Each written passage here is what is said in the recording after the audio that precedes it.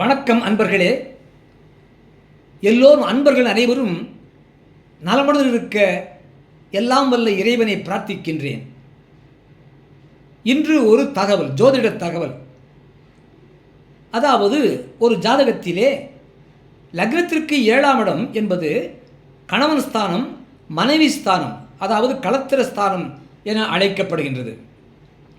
அந்த 7ஆம் இடமாகிய அந்த களத்திர ஸ்தானாதிபதி லக்னத்திற்கு 2ஆம் இடத்தில் இருந்தால் அவன் தன் வீட்டிற்கு 8ஆம் இடத்திலே இருப்பதனாலே அந்த ஜாதகருடைய வாழ்க்கை துணை நோய்வாய்ப்பட்டவராகவும் அடிக்கடி குற்றம் சாடுபவராகவும் அவமானத்திற்கு ஆளாகக்கூடியவராகவும் இருப்பார் என்று ஒரு ஜோதிட சாஸ்திரம் சொல்லுகின்றது. அதன்படி மேஷம் லக்னத்திலே பிறந்தவர் ஜாதகத்திலே 7ஆம் இடம் துலாத்திற்கு அதிபதி சுக்கிர பகவான். அந்த சுக்கிர பகவான் அந்த மேஷம் லக்னத்திலிருந்து 2ஆம் இடத்தில் இருந்தால் அந்த மேஷம் லக்னத்திலிருந்து 2ஆம் இடமும் அதுவும் சுக்கிரன் வீடுதான் என்றாலும் கூட 7ஆம் இடத்துக்கு அதிபதியாகிய சுக்கிர பகவான் 2ஆம் இடத்தில் இருப்பதனாலே, மேஷம் லக்னத்திற்கு 2ஆம் இடத்திலே இருப்பதனாலே, சுக்கிரன் இருப்பதனாலே அந்த மேஷம் லக்னத்திலே பிறந்தவருடைய வாழ்க்கை துணை நோய்வாய்ப்படக்கூடியவளாகவும் நோய்வாய்ப்பட்டவராகவும் குற்றம் சாடுபவராகவும் அவமானத்திற்கு ஆளாகக்கூடியவராகவும் இருப்பார் என்று பொருள். அதுபோல ரிஷபம் லக்னத்திலே பிறந்தவர் ஜாதகத்திலே அந்த ரிஷபம் லக்னத்திற்கு 7ஆம் இடம் விருச்சிகம். அந்த விருச்சிகத்திற்கு அதிபதி செவ்வாய் பகவான். அந்த செவ்வாய் பகவான் அந்த ரிஷபம் லக்னத்திற்கு 2ஆம் இடத்தில் இருந்தால் அந்த ஜாதகருடைய வாழ்க்கை துணை நோய்வாய்ப்பட்டவராகவும் குற்றம் சாடுபவராகவும் அவமானத்திற்கு ஆளாகக்கூடியவராகவும் இருப்பார் என்பது பொருள். அதுபோல மிதுனம் லக்னத்திலே பிறந்தவர் ஜாதகத்திலே அந்த மிதுனம் லக்னத்திற்கு 7ஆம் இடம் தனுசு. அந்த தனுசுக்கு அதிபதி அந்த மிதுனம் லக்னத்திற்கு அந்த தனுசு லக்னத்திற்கு அதிபதி குரு பகவான்.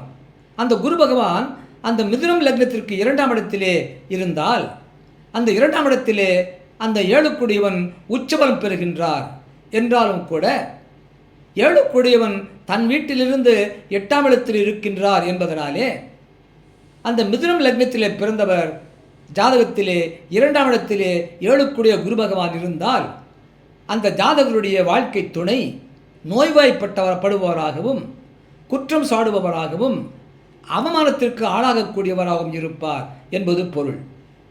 அதுபோல கடகம் லக்னத்திலே பிறந்தவர் ஜாதகத்திலே 7ஆம் இடம் மகரம். அந்த மகரத்திற்கு அதிபதி சனி பகவான்.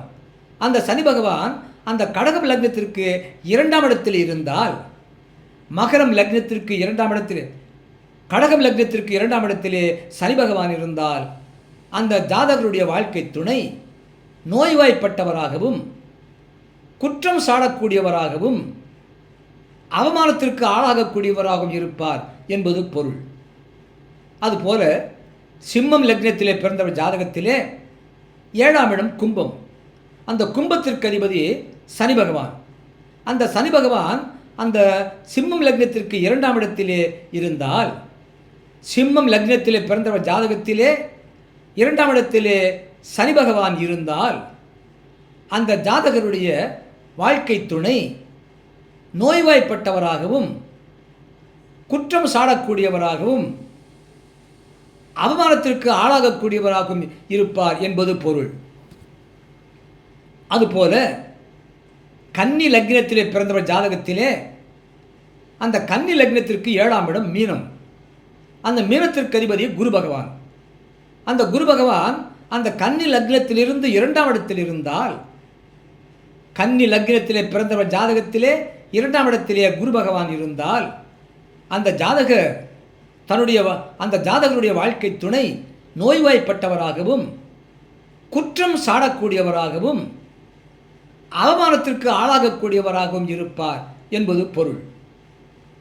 அதுபோல துலாம் லக்னத்திலே பிறந்தவர் ஜாதகத்திலே 7ஆம் இடம் மேஷம்.